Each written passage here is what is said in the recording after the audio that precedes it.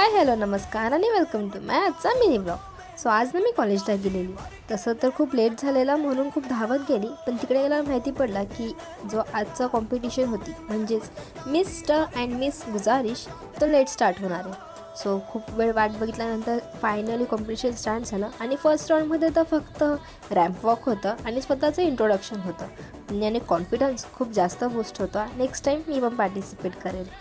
Then second round झाला. Second round होता आपलं टॅलेंट शो करायचं. सो काही जणांनी डान्सेस केले, बेली डान्स, नंतर शायरी, स्वतः लिहिलेल्या पोएम्स, खूप काही वेगवेगळं आणि आम्ही पण एन्जॉय केलं.